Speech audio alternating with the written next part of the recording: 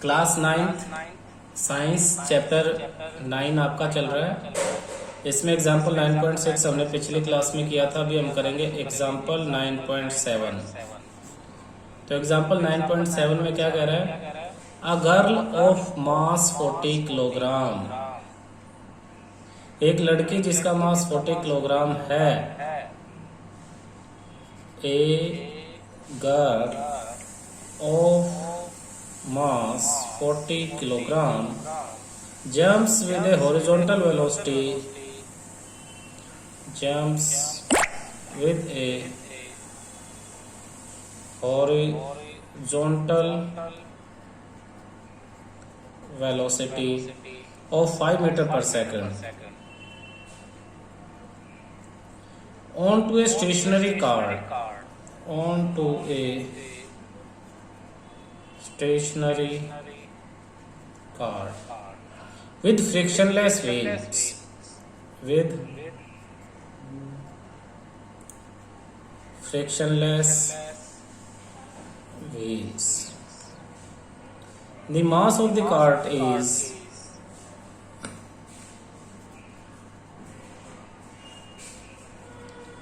3 kilogram.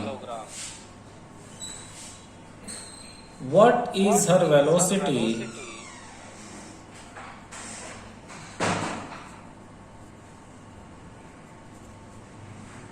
as the cart starts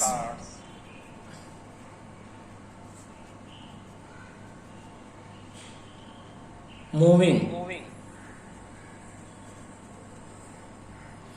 Assume that there is no external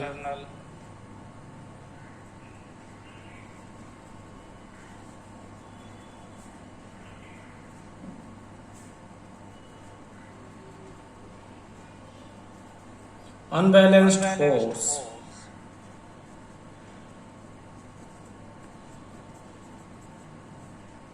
working in the horizontal direction.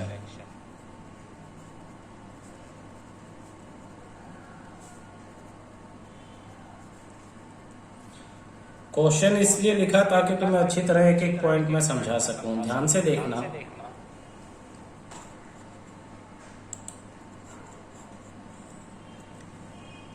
Girl of mass 40 kilogram, तो पहला point यही मिल जाता है।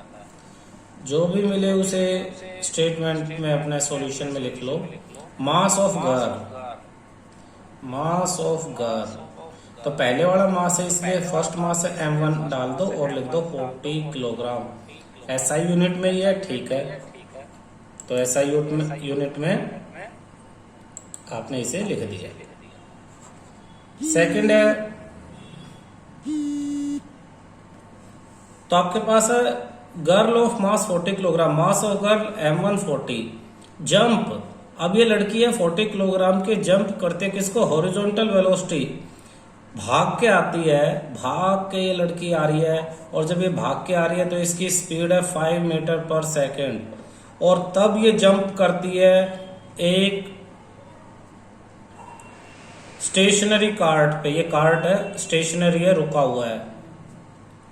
तो जब ये जंप करती है तब इस लड़की की स्पीड कितनी थी? 5 मीटर पर सेकेंड थी। तो इसको हम इनिशियल वेलोसिटी लिखेंगे, initial velocity of girl. Initial velocity को u से डालते हैं। अब लड़की है तो लड़की की चीजों को u1 से डिनोट कर दिया, u1, 5 मीटर पर सेकेंड। स्टेशनरी कार्ट, कार्ट रुकी हुई है, कार्ट स्टेशनरी है, तो कार्ट, एक दो चीजें यहां पे, एक लड़की है और एक कार्ट है। तो कार्ट रुकी हुई है तो कार्ट की initial velocity with frictionless wheel, इसके व्हील के बीच में फ्रिक्शन नहीं है। मास ऑफ कार्ट, कार्ट का मास भी दे दिया, तो जैसे लड़की का मास और लड़की की इनिशियल वेलोसिटी दी है, कार्ट का मास, कार्ट की इनिशियल वेलोसिटी दी है, तो दोनों चीजें एक साथ लिख सकते हो। मास ऑफ कार्ट m2 से डिनोट कर दिया, 3 किलोग्राम SI यूनिट, ठीक है। फिर initial velocity of cart zero यानी u2 0 मीटर पर सेकेंड होगी। What are velocity as the cart start moving. अब देखना, जब वो जंप करके आई कार्ट के ऊपर तो उसके बाद लड़की और कार्ट दोनों एक ही स्पीड से जा रहे हैं। तो ये स्पीड पूछी है उसने जंप करने के बाद। Velocity as the cart start moving, there is no external unbalance force as both moves together, therefore final velocity of girl v2 equal to v1 final velocity of car v2 v1 equal to v2। क्यों? क्योंकि दोनों एक साथ move करते हैं। Let v1 equal to v2 equal to v, हम उसे v मान लेते हैं। Now according to law of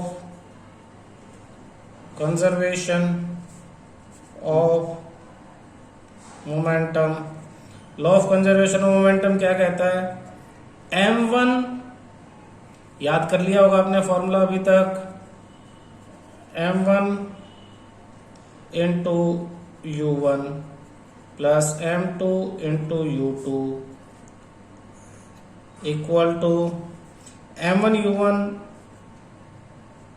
m2 u2 equal to m1 v1 plus m2 v2।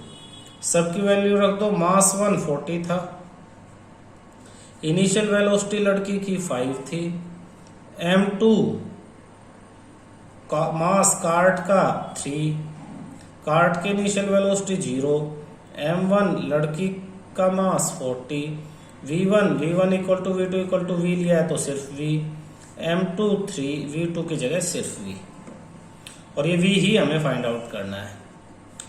ये 200 हो जाएगा, ये 0 हो जाएगा, ये 40v प्लस 3v, तो ये सिर्फ 200 और इधर ये 43v। Therefore v equal to velocity 200 upon में 43 मीटर पर सेकेंड, ये आपका आंसर है। तो ये क्वेश्चन अगर आपको सोल्व करना है तो सबसे पहले तो क्या कि ये जो स्टेटमेंट में क्वेश्चन लिखा हुआ है इसको आप डिफरेंट ऐसे सेपरेट करके सारी चीज़ों की वैल्यू लिख सको। सेकंड, आपको ध्यान आए कि ये किस कॉन्सेप्ट पे मेथड क्या लगेगा, फिर आपको उसकी ये आइडेंटिटी या फॉर्मूला पता हो। फॉर्मूला पता होने के बाद वैल्यू डाल दोगे, वैल्यू डालने के बाद भी पता होना चाहिए 3 इंटू 0 0 होता है, कई बच्चे यहाँ 3 लिख देते हैं, यानी कैलकुलेशन मिस्टेक ना हो, और कैलकुलेशन मिस्टेक नहीं होंगे तो आपका आंसर आ जाएगा। ठीक है। नेक्स्ट क्वेश्चन देखो, 2 हॉकी प्लेयर्स, क्या कहा है कि 2 हॉकी प्लेयर अपोजिट टीम के हैं, जब वो हॉकी बॉल को हिट करना चाहते हैं तो क्या होता है? इमीडिएटली बिकम एंटेंगल्ड, वो एक दूसरे में फंस जाते हैं। वन हैज मास 60 किलोग्राम, एक का मास 60 किलोग्राम और उसकी वेलोसिटी 5 मीटर पर सेकेंड, और जो दूसरा है उसका मास है 55 किलोग्राम और उसकी वेलोसिटी 6 मीटर पर सेकेंड। तो सेकंड वाला फर्स्ट प्लेयर की तरफ जा रहा है। फाइंड क्या पूछना है? तो friction, assuming that friction force जो है वो 0 है, in which direction and with what velocity will they move after become entangled, एक दूसरे के साथ फंसने के बाद वो किस वेलोसिटी से और किस डायरेक्शन में जाएंगे, क्वेश्चन है। बहुत अच्छा क्वेश्चन है। आपसे पहले इस लेवल का क्वेश्चन आपने नहीं किया था तो देखना।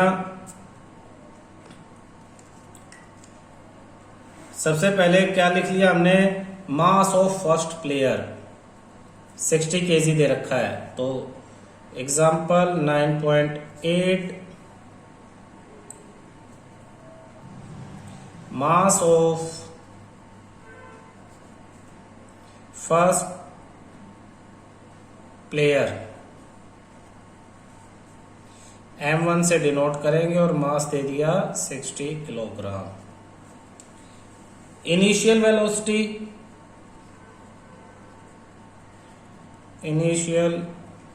वेलोसिटी ऑफ फर्स्ट प्लेयर यानी u1 दे दिया और वैल्यू दे दी है 5 मीटर पर सेकंड।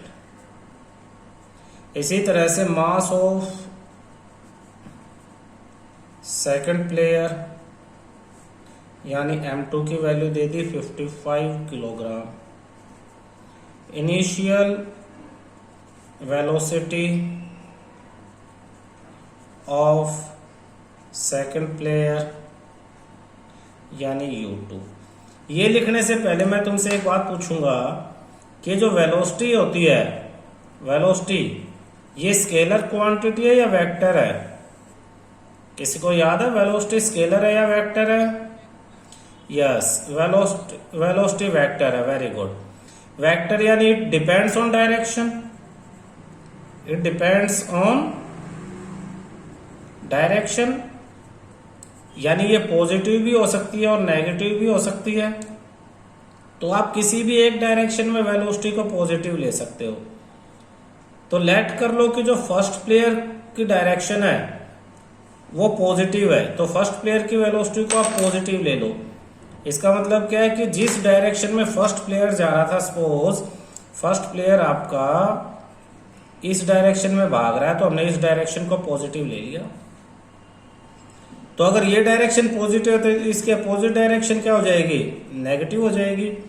और सेकंड प्लेयर फर्स्ट प्लेयर की तरफ आ रहा है। आप क्वेश्चन में ध्यान से पढ़ोगे तो अपोजिट टीम के प्लेयर हैं, एक दूसरे की तरफ भाग रहे हैं। तो सेकंड की जो वेलोसिटी क्वेश्चन में सिर्फ आपको 6 मीटर पर सेकंड दी है, 6 मीटर पर सेकंड, और सिर्फ 6 मीटर पर सेकंड नहीं होगी, वो अब -6 मीटर पर सेकंड होगी। ये बहुत इंपॉर्टेंट चीज है जो आपको याद रखनी है। अगर ये आपने सही नहीं की तो सारा क्वेश्चन गलत हो जाएगा। कैसे ध्यान रहेगा? वेलोसिटी वेक्टर है तो पॉजिटिव नेगेटिव डायरेक्शन पे डिपेंड करती है। किसी एक डायरेक्शन को पॉजिटिव लोगे तो दूसरी उसके अपोजिट डायरेक्शन नेगेटिव हो जाएगी।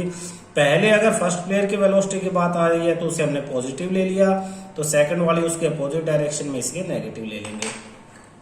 अब दोनों चीजें लिख ली हमने, दोनों का मास m1 लिख लिया, u1 लिख लिया, m2 और u2 लिख लिया है। अब दोनों इंटेंगल्ड हो जाते हैं, बोथ पिछले क्वेश्चन की तरह ही इंटेंगल्ड।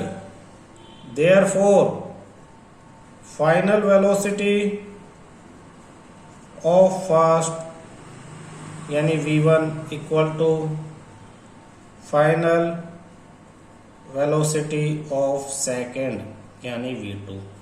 दोनों एक दूसरे में फंस जाते हैं, इसलिए v1 इक्वल टू v2। तो लेट पहले की तरह v1 equal to v2 equal to v ले लेते हैं। अब क्वेश्चन बिल्कुल सिंपल हो गया आपका। According to law of conservation of momentum, short में लिख दिया मैंने, m1 u1 plus m2 u2 equal to m1 v1 plus m2 v2। Value डाल दो सबकी। m1 की जगह 60, u1 यानी 5, m2 55, u2 यानी -6। फिर m1 60, v1 v, m2 55, v2 ये भी v। सोल्व कर लेते हैं। 300 plus minus minus 330 equal to 115v। Minus करेंगे तो -30 equal to 115v। Therefore v equal to -30 upon में 115। 5 से कैंसिल कर देंगे। 5 6 जा 30, 5 2 जा 10, 5 3 जा 15। v equal to -6 upon 23, -6 upon 23 अप्रोक्स हो जाएगा ये -0.26 मीटर पर सेकेंड। नेगेटिव साइन, ये फाइनल वेलोसिटी माइनस में है, और माइनस में किसकी वेलोसिटी थी? सेकंड प्लेयर की, यानी फर्स्ट के अपोजिट में, है ना। तो नेगेटिव साइन क्या शो करता है? Direction of motion is opposite to the first player or in the direction of motion of second player. तो इनकी फाइनल वेलोसिटी क्या है? Both will move with velocity 0.26 meter per second after entangled, and negative sign show that direction of motion is opposite to the direction of motion of first player. ये आपका answer आ गया। देखो NCERT का solution देखोगे और ये बिल्कुल अलग अलग तरह से मिलेंगे। हम सब क्वेश्चन को एक ही मेथड से करते हैं। क्वेश्चंस के अकॉर्डिंग हम सारी वैल्यूज लिख लेते हैं, उसके बाद law of conservation of momentum वाला जो है फॉर्मूला वो लगा दिया, सबकी वैल्यू रखी और मैथमेटिकली हमने उन्हें क्या कर दिया? सोल्व कर दिया। ठीक है, ये देखना बुक का क्वेश्चन है first, if action is always equal to reaction. ये जो ब्लू बॉक्स में पेज नंबर 126 पे दे रखा है, if action is always equal to reaction, explain how a horse can pull a cart. भाई हॉर्स किसको खींच रहा है? कार्ट को। तो अगर जिस फोर्स से हॉर्स कार्ट को खींचेगा वही फोर्स कार्ट हॉर्स पे लगाएगा तो हॉर्स कार्ट को कैसे खींच पाएगा? ये क्वेश्चन है। When a horse want to pull a cart, the horse pushes the road below backward. Horse किस पे फोर्स लगा रहा है? ध्यान देना बेटा। अब ये अगर आप एक टेबल को खींचना चाहते हो तो आप किस पे फोर्स लगाते हो? टेबल पे नहीं लगाते, आप अपने पैरों से जमीन को पीछे की तरफ धकेलते हो, तब आप आगे जाते हो। तो इसी तरह से horse pushes the road below backward. Horse road को पीछे धकेलता है अपने पैरों से। Road exert equal and opposite force on the horse legs. और रोड उतना ही घोड़े के पैरों पे फोर्स लगा देता है, जिससे वजह से जो है due to which horse moves forward. Horse आगे की तरफ मूव करता है और कार्ट आगे मूव करना शुरू कर देता है। Explain why is it difficult for a fireman to hold a hose which eject large amount of water at a high speed. Fireman, आग बुझाने वाले जो लोग होते हैं, वो जिस पाइप में से पानी आता है उसे पकड़ना बड़ा मुश्किल होता है। अगर गलती से वो उसे गलत तरीके से पकड़े, उनके हाथ से छूट जाए तो ये बहुत लोगों की जान ले सकता है। वो पाइप, उस पाइप के आगे लोहे का एक ओपन क्लोज करने का हैंडल लगा होता है और पाइप से पानी इतनी स्पीड से बाहर निकलता है। ये जो पाइप है ना बेटा, इससे पानी इतनी स्पीड से बाहर निकलता है कि वो पानी जैसे ही किसी चीज पे टकराएगा तो फोर्स वापस इस पाइप के लगाएगा और ये पाइप बैक वापस उछलेगा इधर उधर जाके। आप अपने घर में नॉर्मल प्लास्टिक के पाइप को भी देख सकते हैं, दीवार की तरफ करके वाटर ओपन करो, दीवार पे जैसे ही पानी टकराएगा आपका पाइप घूमने लगेगा। तो कह रहा है कि पकड़ना उसे डिफिकल्ट क्यों है। When a hose pipe of fireman eject large amount of water, जब उसमें से ज्यादा पानी बाहर निकलता है हाई स्पीड पे, it carry a high forward momentum, उसमें आगे की तरफ मोमेंटम बहुत ज्यादा होगा क्योंकि वाटर का मास भी ज्यादा और स्पीड भी ज्यादा।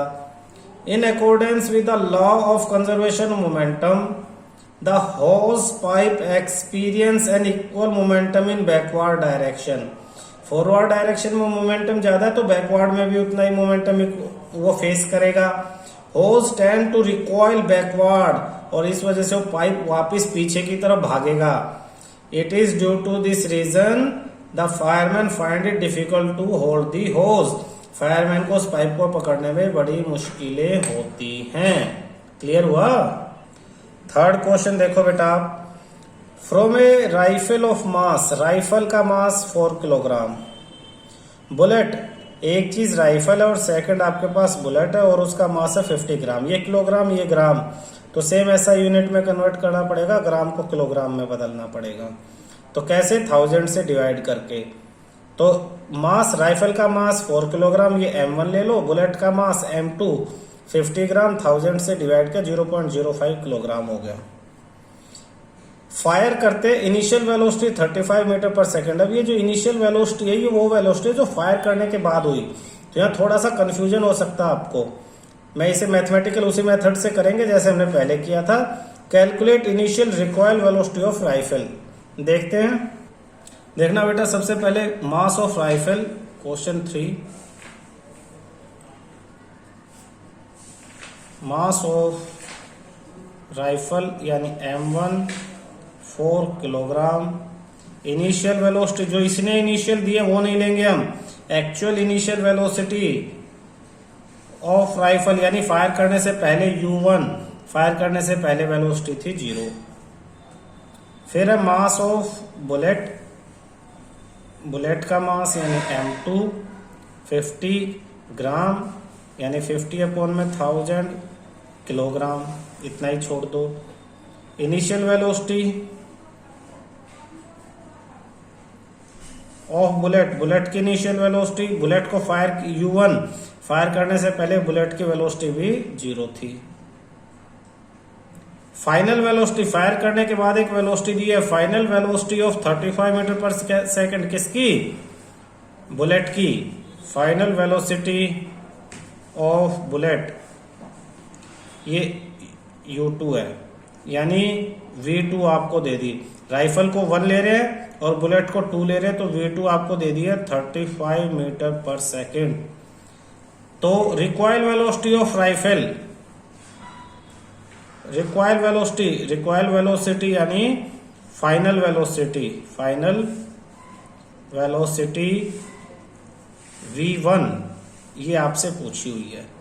According to law of conservation of momentum M1 U1 plus में M2 U2 equal to M1 V1 plus में M2 V2।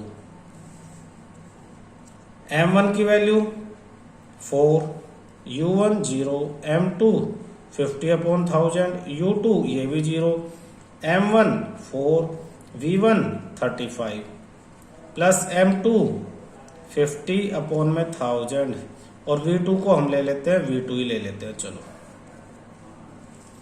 ये तो सारा 0 हो जाएगा, 0 इक्वल टू 35, 4 जा 140 प्लस 0 से 0, 5 1 जा 120 V2, ये उधर जाएगा तो minus 140 equal to 1/20 into V2।